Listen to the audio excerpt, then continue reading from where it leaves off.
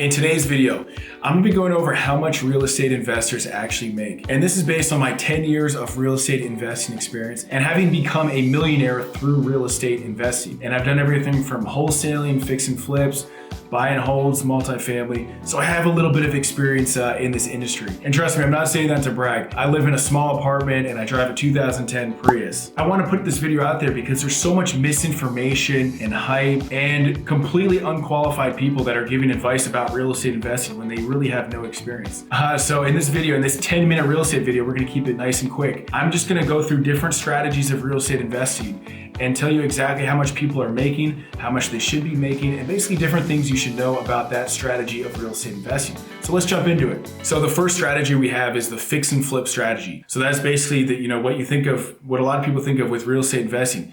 You buy the ugly house, you fix it up, and you resell it ideally for a profit. So a professional real estate investor, someone that is doing this for a living or has a general idea of what they're doing, is going to be making a minimum of 10% off of the purchase price. That means if they sell a property for $300,000 when it's all fixed up and done, they should be clearing a minimum of $30K. Now, based on my own personal experience, I've seen anywhere from people losing $50,000 on a deal, on a fix and flip deal, all the way to making over $200K just on one fix and flip renovation. So there's really a wide spectrum. And what you should really focus on with these types of deals is obviously the net profit, because there's a lot of investors out there and even agents and different people. They'll brag about how many deals they're doing. I bought 30 houses last year. Well, how many did you actually make profit on? There was a company in my area, I wholesaled them several deals, because they basically told me, like, we're just buying deals to keep our guys busy. And I was like, that's good for me as a wholesaler because I can just bring you pretty much any deal that's off market, but I don't see how that's gonna work for you. And sure enough, they were out of business, a few years later. And a hard money lender actually told me this too. And hard money lenders are like the biggest sharks out there. You should really listen to what a hard money lender says, because a savvy hard money lender has probably seen it all. And he was telling me, he's like, look,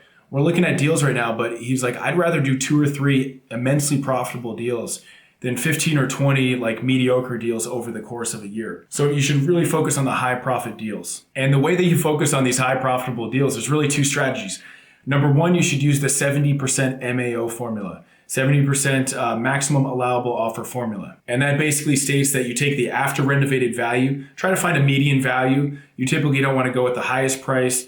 You typically don't want to go with the lowest price. Find a median after renovated value, multiply that times 0.7, and then subtract for your cost of repairs. And that's the most that you should offer for a property. And those deals are very hard to find. So if you can find anything that's kind of close to that and it's like a pretty good area, or maybe it's close by to you, chances are it's probably a good deal. And that's what I use as like a rough estimate. And if a property kind of falls into that criteria, then I use my deal analyzer, and you can download my deal analyzer in the link below.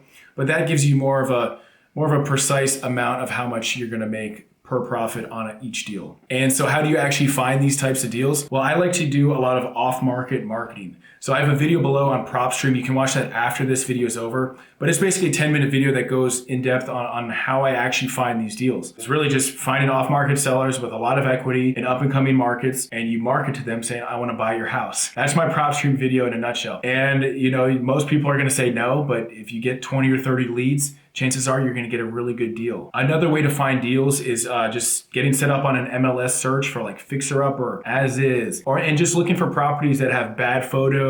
Maybe they're listed by a discount agent and they're not really doing the proper marketing. Sometimes you can make lowball offers and get those accepted. So the MLS is competitive, but everything's competitive no matter what industry you're in. So a combination of direct marketing using PropStream as well as the MLS.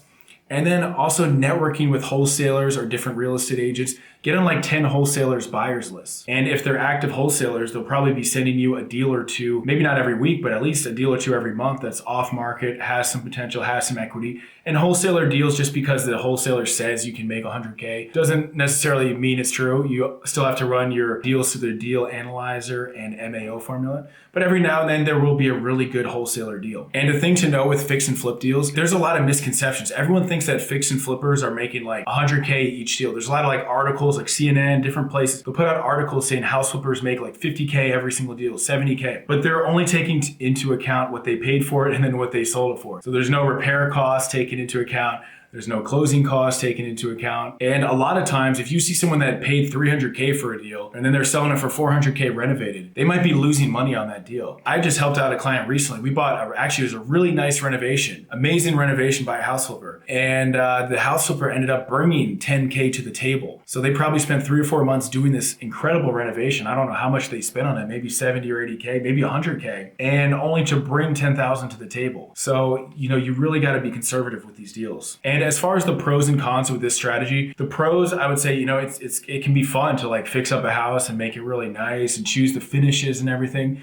And you can also, if you know what you're doing, you can also make a lot of money. You can make 50, 60, I've made over 100K on a fix and flip before. However, this is definitely not my favorite strategy because number one, it is a full-time job. A lot of people, when they think of real estate investing, they think of passive income and this and that. There's nothing passive about flipping houses. And the second con is that, the taxes, you have to pay capital gains tax. And whereas like if you just held onto the property for another year, it could potentially go up by the same amount of profit that you made just doing the flip. So I think a better strategy is flipping is definitely a good strategy, but you also want to buy and hold some of these properties because just the equity that you can build over the course of 2, 3, 4, much less 10 years can way exceed the amount that you're just going to make on a flip. Because then you got to go find another flip, you got to do the repairs, and you got to hope you're going to make a profit. So try to do flips, but also keep in mind the buy and hold strategy. Before we go to the next strategy, if you're interested in getting a real estate mentor and basically working with me one-on-one, reach out to me in one of the links below or on social media, and we can have a quick chat and see if it makes sense and see if it's a good fit. Next up, we have wholesaling. And that's basically where just someone puts a property under contract, let's say for $100,000, and then they might sell it to the investor for $110,000, $120,000, somewhere in that range. And people can wholesale. I've heard of wholesale deals for $1 million before. That was more of like a multi-family property that costs like 3 or 4 million. But I say generally speaking, the average wholesale fee I see in my area, probably between like 10 and 20,000. I'm in the Washington, D.C. market. And I've paid significantly more to wholesalers. I bought 2 deals from wholesalers recently where I paid the wholesaler, I think it was like $40,000 or $50,000 for each deal because it was still a really good deal for me. If this property was on the MLS, it probably would have sold for another 50 grand higher. So the wholesaler made his money and I got a great deal. The seller, closed on time, got, their money as well. So it worked out for everyone. And the way you find these deals, the way these wholesalers find deals, they might do cold calling, direct mail, text messaging, online marketing, even door knocking. And the wholesaler, it's great, being a wholesaler because there's very little risk. You're not fixing up the property. You're actually not even closing on the property. You're just assigning the rights to another buyer. Now you do have to watch out. Different areas have different regulations and laws in regards to wholesaling. And I think some areas now there's actually I think in Philadelphia, there's actually a license required to be a wholesaler. So each area is going to be different, but wholesaling is a great way to learn the business. And I'd say that eventually you want to scale up to more fix and flip and buy and hold and use that wholesaling strategy because if you know how to wholesale, you can basically find deals in any market. So it really is a great way to get into real estate investing. And you can do wholesale and you can be a real estate agent and also do wholesale, and you do have to disclose your license status. And I'd say most people probably just wholesale here and there. They're not too serious about wholesaling, or maybe they don't have the consistency. But then there's some wholesalers that are they might spend 50 or 60K per month in marketing, and they're bringing in quite a substantial amount, and they might be wholesaling, 5, 10, 20 deals per month.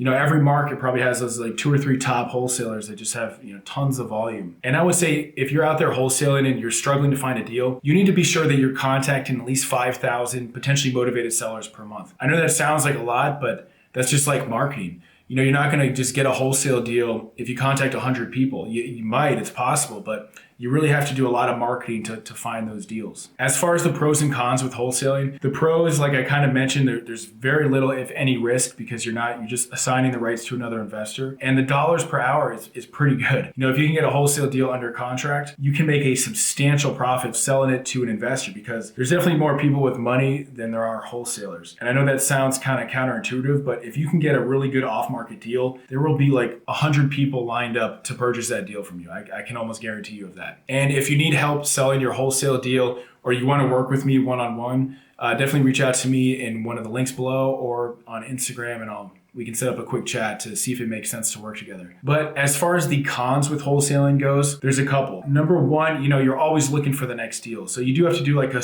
pretty substantial amount of like marketing and effort to find that deal. And then you wholesale it, you make a really good profit, but then you got to find the next deal. It's, you're kind of on the treadmill. You're not going to get any of the appreciation from the property, just kind of like with fix and flip. Once you sell it, it's gone. I had a property I was considering wholesaling, this was like a little while ago, but I had it under contract for, I don't know, $300,000. I could have wholesaled it probably for $320,000, $330,000, made $30K. And I held on to it. And over the next year and a half, the property's gone up in value by over $200,000. As a wholesaler, it's kind of tough to build wealth if you're constantly flipping these deals. So really what you want to do, and I heard another investor say this, I forget which investor it was, but he was like, wholesale the rest and keep the best, something like that. Basically what he's saying is like, if there's a wholesale deal, maybe it's really far away or needs like a massive amount of work, and you're not comfortable doing that amount of work, maybe you wholesale it. But then the best deals that you come across, you keep those so you can build the equity, maybe set them up as rental properties, build some wealth, and then you wholesale the rest of them. That's not a bad strategy. Next up, we have rental property investing. So that's your standard,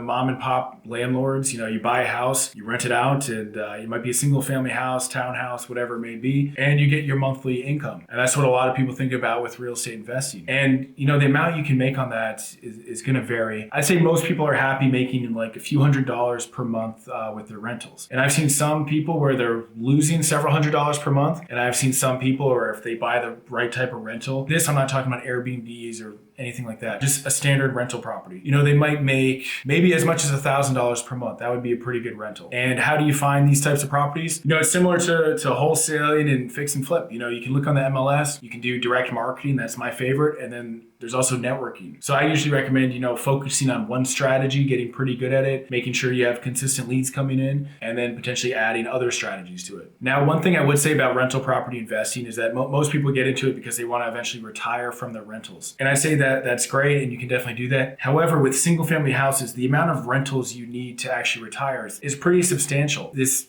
commercial real estate investor, Michael Blanc, he was doing the math on his rentals, and he was like, well, if each one cash flows $250 per month, that would actually be pretty good cash flow after you take out expenses, property management, vacancies, everything like that. He would need about 50 of those houses to do that. And that's kind of where it gets into the pros and cons, where you would need a ton of properties, a ton of management. You're driving all around town to do this. What's better, in my opinion, is to start out with like smaller multifamily, because multifamily is going to be a lot more scalable than having 50 rental properties all over the place. Whereas if you start with a duplex, then you go to a 4-unit, then an 8-unit, and on and on and on. That's going to be much more effective than 50 rental properties all over town. So this can be a good starting point for you as an investor, but ideally, because you can still get residential loans for 2 to 4 units, I'd recommend going with like more of a 2 to 4 unit, or even like an Airbnb type of property, which we'll talk about in a second here, because that's going to allow you to quit your job or basically retire from your cash flow much faster than just managing all these properties. And that leads us to the next type of real estate investing strategy, Airbnb, vacation rentals. And that's basically, where you buy the property, put it up on Airbnb, and you sit back and you let the cash flow come in. It's not always that easy. You typically have to get a pretty good property manager. But I would say with Airbnb, it has the potential. There's some people that are,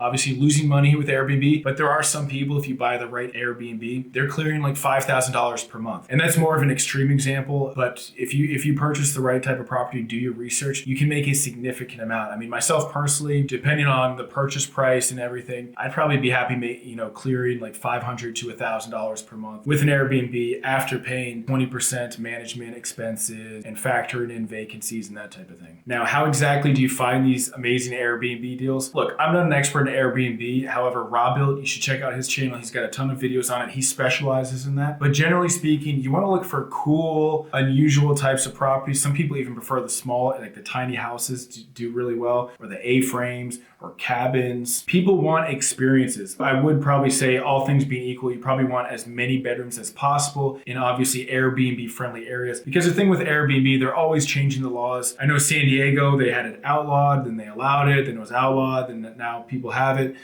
So you really want to do your research. And also prepare for the worst case scenario. If Airbnb or if that city were to change its laws like tomorrow, would you still be able to cash flow or break even or at least sell the property off? That's something you definitely have to keep in mind. That would be one of the cons. And the other con is that it's more property management intensive. So a typical property manager will probably charge you, somewhere between 5% to 10%. With Airbnb property management, since there's so many different people coming and going, I've heard of, 20% management fees. Each area is going to be different. There's different types of setups. You can do limited service and whatnot. But generally speaking, it's going to be more property management intensive. Now, the pros to Airbnb is that you buy one property, you can literally quote unquote retire off of one property. I've heard of people that net, like somewhere between $4,000 to $5,000 just on one property. And I'm sure once you get into the multi-million dollar range, you can probably I'm sure there's people making way more than that. So, you do your research and just like any type of deal, you want to evaluate 25 or even 50 properties before you purchase, the Airbnb. Next up, we have condo conversions. And that's where people, obviously in mostly urban areas, they might take a house, they might take a church, fire station. In Washington, D.C., people do condo conversions with all types of properties. And they turn that property into a 2-unit, a 4-unit, a 10-unit, a 20-unit. It depends on the site, it depends on the zoning, everything like that. And as far as condo conversions go, I'd probably say this is the most profitable strategy, but it's also the riskiest. I know people that have lost $200,000 on a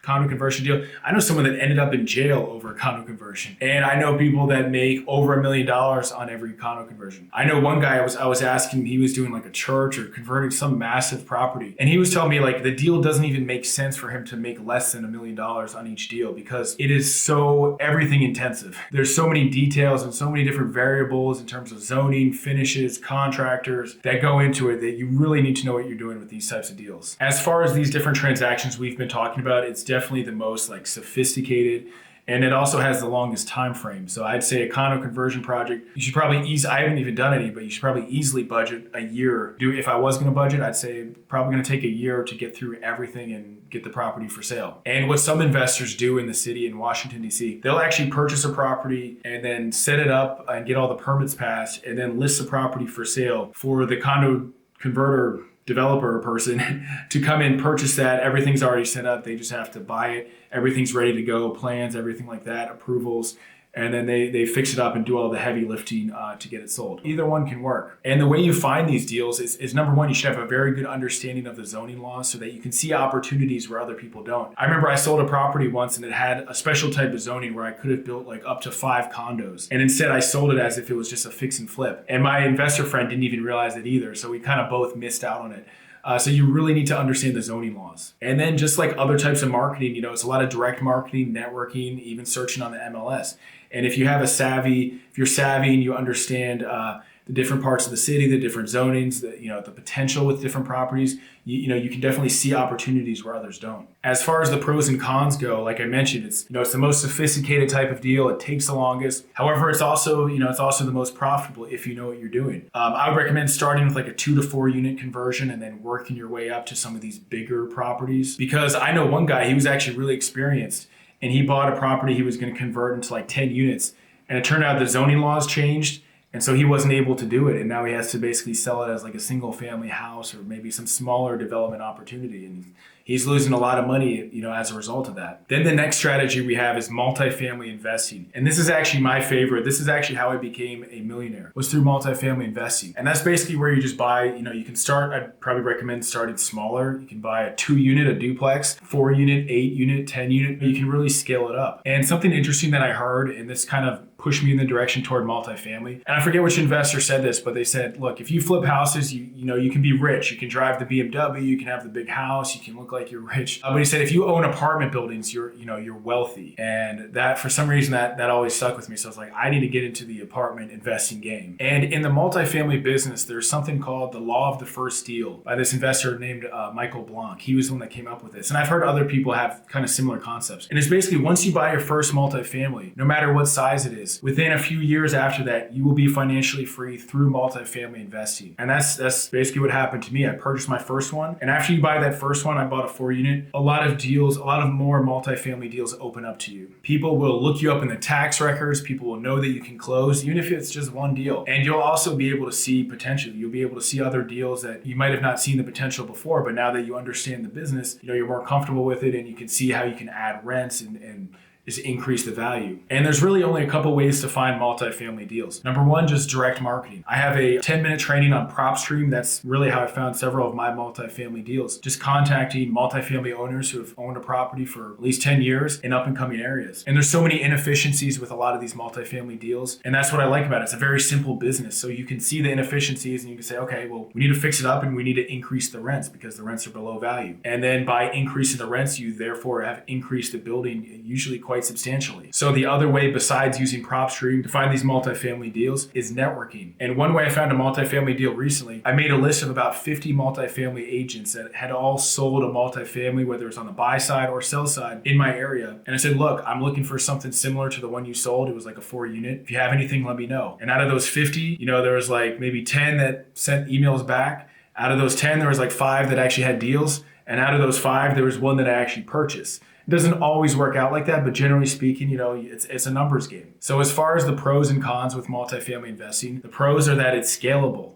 Single family house investing is not really scalable. You can buy 20 units, 50 units, 100 units nationwide. It's hard to own 100 houses nationwide and be able to manage all of that. A second pro is that it's more forgiving than single family rentals. If you just have a studio condo and someone doesn't pay your rent, you're kind of screwed. Whereas I have like a 4-unit, right? One of my multifamilies, I have 5 multifamilies right now. One is a 4-unit. And one of my tenants I have to evict, he's not paying the rent. But I still have 3 other people that are covering the rent and giving me cash flow every single month. Much less if you had a 20-unit or 50-unit or 100-unit. It's much more forgiving than single families. Another pro is that it's a very simple business. Condo conversions are extremely complicated. Fix and flips are extremely intensive.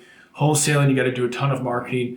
Multifamily is very simple. Like fix it up, increase the rents, make sure you're buying it at a price lower than the other ones, make sure it's in an up and coming city, and you're good. You can also 1031 your multifamily buildings into bigger and bigger buildings, tax-free. Basically, a 1031 exchange, you can basically sell it tax-free. You do have to find another similar type of multifamily property, or it could be single family rentals as well, but more people do it with multifamilies. And if you've increased the value, you can find another property. You can even sell several properties and combine them into one larger property. Sell it tax-free, get more cash flow, higher values, everything like that. And you do want to make sure you're working with a good CPA and a good 1031 firm when you do all of that, because that's way beyond my pay grade. And I would say the cons with multifamily investing is that you might have some savvier competition, but from being in single family for a while, there is much less competition. There's going to be some savvier people out there, but once you do a few multifamilies, you'll get the feel of it and you'll be able to see a ton of potential. So how much can you make with multifamily investing? The properties I purchase, I like to have at least $1,000 a month of cash flow coming in. And the equity, I did buy at the right time, but the first property I bought, it's gone up in value over $300,000,